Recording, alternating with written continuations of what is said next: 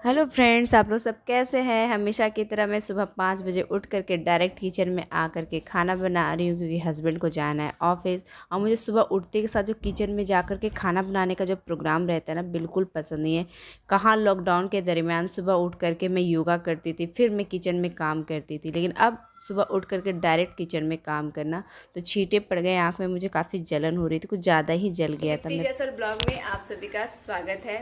अभी सुबह के ना 8 बज गए। 7 बजे हस्बैंड ऑफिस जाते हैं, 1 घंटा लेट हो गया है। और ये तभी से मुझे सुना रहे हैं कि तुम्हारी वजह से मेरा ना ऑफिस लेट हो गया है। तुम्हारे सब्जी के चक्कर में। सब्जी तो क्या करेंगे, एक साथ कितना मल्टीटास्क करेंगे बताइए। एक टाइम पे क्या क्या नहीं करना पड़ता है। ये देखिए पापा जी का इधर तैयारी किए क्योंकि ये देख सकते हैं ना 5 तारीख है, तो ये देखिए 2020 का है। जब कोरोना काल चल रहा था ना, 21 दिन का जब लॉकडाउन था, तब पापा जी की डेथ हुई थी। और बहुत दुख के साथ कहना पड़ता है कि जब उनका आखिरी वक्त था, हमें पता था उनका आखिरी वक्त है, लेकिन हम जा नहीं पा रहे थे क्योंकि हम लोग मुंबई में रहते हैं और गांव जाने में 2 दिन का सफ़र पड़ता है ट्रेन। और मेरे हस्बैंड लॉकडाउन जाते कैसे? 21 दिन का, कहीं पे कोई परमिशन नहीं था क्योंकि महाराष्ट्र से बंगाल जाना पॉसिबल नहीं है। और ये आखिरी बार भी अपने पापा को देख नहीं पाए थे। मतलब 13वीं चली गई, सब कुछ हो गया, लेकिन ये अपनी माँ से नहीं मिल पाए। ऐसे वक्त में क्या होता है ना, एक बेटा अपने पापा को आखिरी वक्त में देखते हैं और माँ से गले लगे रोते, पर ये चीज़ इनसे, इनका जो हक है ना, वो कोरोना काल की वजह से चला गया। तो यही आज के दिन वो पापा के लिए कर रहे थे। मैं कर दी उसकी तैयारी। और यहाँ पे मैं मशीन में कपड़े साथ में धो रही थी, किचन में खाना भी बना रही थी। अभी किचन तो बिखरा पड़ा हुआ है भाई। अब हस्बैंड को तो ऑफिस लेट हो जाएगा, लेकिन मुझे भरना है पानी। 8 बज गया है, सीटी पड़ रहा है, पानी भरना है 8 बजे। बहुत सारे काम हो जाते हैं ना सुबह सुबह। चलो बाय। हाँ बाय। सुबह सुबह बहुत। रुके रुके रुके रुके रुके, सब ले लिए ना, पर्स मोबाइल वगैरह सब कुछ, ईयरफोन वगैरह मोबाइल ले लिया। ले नहीं है ना कुछ भी? नहीं। ठीक है, बाय। बाय। आज भी लेट आएंगे क्या? देखते हैं, भरोसा नहीं। आजकल बहुत लेट से आते हैं, रात के ना 11 बज जाते हैं। और 31 मार्च को तो रात के 12 बजे मेरे हस्बैंड आए थे क्योंकि मार्च क्लोजिंग चल रहा है ना, इस वजह से। ये चूल्हा का जो मैं ब्लैक कलर का धो रही हूँ ना, इसको देख के याद आ गया, ये एक पूरा लाल हो चुका है, पपड़ी हट चुकी है। समझिए तो रात को बहुत बड़ा हादसा होते होते रह गया। हम लोग बाल बाल बचे। रात को 11:30 बजे मेरे हस्बैंड ना पीने का पानी गर्म करने के लिए चढ़ाया। 5.5 लीटर का कैपेसिटी का टोप था और वो चढ़ा करके सो गए, मैं भी सो गई। और सुबह उठ करके देखते हैं वो टोप पूरा लाल हो चुका है, जल के पानी तो पूरी तरह से ख़त्म हो चुका था। थैंक गॉड कि आग नहीं लगी, अगर आग लग जाती तो क्या होता। मैं उनको बोले देखिए ऐसे चढ़ा करके रात को सोया मत कीजिए। दिखा देंगे, शायद इसके वजह से ये थोड़ा सा सुधर जाए, थोड़ा सा शर्म आ जाए, है ना। हम बोल बोल के ना थक गए हैं। अभी 9:35 हो रहे हैं। 8:20 में मैं इसको खाना निकाल के दी थी, 2 रोटी और सब्जी दी थी। और अभी देखिए इसका खाना बाकी है, 1.25 घंटा हो गया, अभी तक खाया नहीं है। बेटा ब्लॉग में दिखा रही है, अब तो शर्म करो। हाँ, 2 रोटी खाने में बच्चों को कितना टाइम लगता है? अगर 8 साल का लड़का को देते हैं तो आप ही बताइए कितना लगना चाहिए।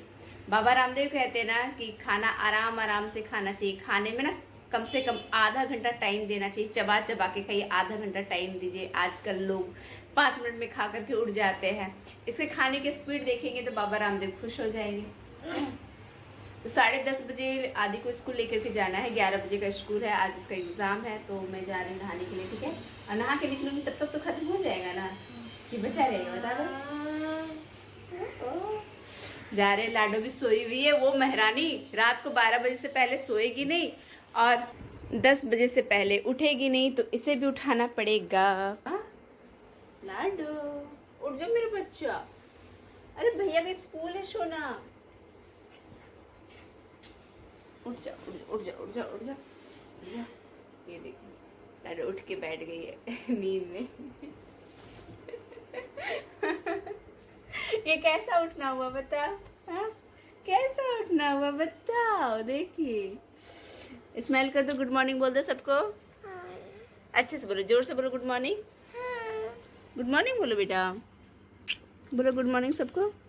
देखो अंकल आंटी तुमको देख रहे हैं, वेट कर रहे, बोलो गुड मॉर्निंग। नहीं बोलोगी? बहुत दिन के बाद आप लोग मुझे जींस में देख रहे होंगे और मुझे खुद में फील हो रहा है कि मैं ना बहुत दिन के बाद जींस में ब्लॉगिंग स्टार्ट कर रही हूँ, क्योंकि क्या है कि मैं साड़ी और सूट में ही ब्लॉगिंग स्टार्ट कर रही थी, ठीक है। और ये ना मेरे हस्बैंड के कारण ऐसा हो रहा था, कुछ ज्यादा ही ना उनको लालच आ गया है, मुझे साड़ी पहनाने में उनको ज्यादा ही शौक चढ़ा हुआ है आजकल, बहुत ज्यादा। पहले ऐसा नहीं था। मैं गांव गई थी ना, तो जितने दिन भी थी तो उतने दिन तो मैं, आप देखें कि मैं सूट साड़ी पहनी थी। वहां पे जींस अलाउ नहीं, तो नो डाउट सूट साड़ी पहनेंगे। लेकिन इस बार उन्होंने मुझे ज्यादा फोर्स किया साड़ी पहनने के लिए, कि मुंबई जाओगी ना तो वहां पे साड़ी पहना। ऐसे तो अक्सर वो बोलते रहते हैं कि दीप्ति साड़ी पहना करो, क्योंकि मैं ना यहाँ पे सिर्फ पूजा पाठ के टाइम पे साड़ी पहनती हूँ, ऐसे नहीं पहनती। मुझे साड़ी पसंद है, बेस्ट लुक तो औरत का साड़ी में ही आता है, लेकिन जीन्स पहनने में ना मुझे आराम लगता है। तो बोले कि ठीक है, गांव में उनको बोल दी, प्रॉमिस कर दी कि हफ्ते में 1 या 2 दिन मैं साड़ी पहन लिया करूंगी। 1 या 2 दिन तो हो गया, नहीं, इस हफ्ते का कोटा पूरा हो गया। एक दिन येलो साड़ी पहनी थी और एक दिन कौन सी पहनी थी, ग्रीन वाली, हाँ। तो एक हफ्ते में 2 साड़ी का कोटा पूरा हो गया। मैं बोली कि अब हो गया, अब बस मुझे जींस पहनने दीजिए यार। तो आज वो बोल के गए कि नहीं, साड़ी पहनेगी, जींस नहीं पहनेगी। पर अब वो आएंगे तो मुझे जींस में देखेगी तो बोले, तुम साड़ी पहनने बोले थे ना। मुझे लगता है ना कि मैं अगर इसी तरह सूट साड़ी पहनने लगूंगी तो मैं भूल जाऊंगी कि मैं कौन हूँ, मतलब मैं दीप्ति जायसवाल हूँ। और कुछ दिन के बाद आप लोग भी भूल जाएंगे कि मैं कौन हूँ, दीप्ति जायसवाल हूँ, क्योंकि आप लोग मुझे ना इसी रूप में एक्सेप्ट किया है और इसी रूप में शुरू से देखते आया है। इसी तरह जींस में सूट साड़ी देखने का तो आदत नहीं है, और मुझे इस चीज का एहसास इंस्टाग्राम पे हो जाता है, क्योंकि जो सब्सक्राइबर है ना, अपनी मन की बात जो है ना ज्यादातर इंस्टाग्राम पे खुल करके कह देते हैं। कमेंट बॉक्स में वो लोग कहते हैं ना कि यूट्यूब का जो रहता है ना ब्लॉग का कमेंट बॉक्स, उसमें मैं ना आपके लिए कुछ कहना नहीं चाहते। इंस्टाग्राम पे आके कहते हैं। मेरी हिंदी ना थोड़ी सी इधर उधर हो जाती है, क्योंकि मैं झारखंड से बिलोंग करती हूँ ना, तो थोड़ा सा उधर का हिंदी और ब्लॉग में जो हिंदी बोलती हूँ डिफरेंट है। आप नोटिस कर चुके होंगे, जब मैं हस्बैंड से बात करती हूँ तो हम करके बात करते, तो वो हमारा स्टाइल है हम बात करने का। मैं करके तो ब्लॉग जब से स्टार्ट किया तब से ये मैं का आदत लग गया है। अभी मैं जा रही हूँ अपने बेटे को स्कूल लेने के लिए, उसका एग्जाम हो चुका है, खाना पीना बन चुका है, और जब मैं इसको स्कूल से लेके आती हूँ फिर मैं ब्लॉग कंटिन्यू करती हूँ। ठीक है, ब्लॉग में बने रहिएगा, कहीं जाइएगा नहीं।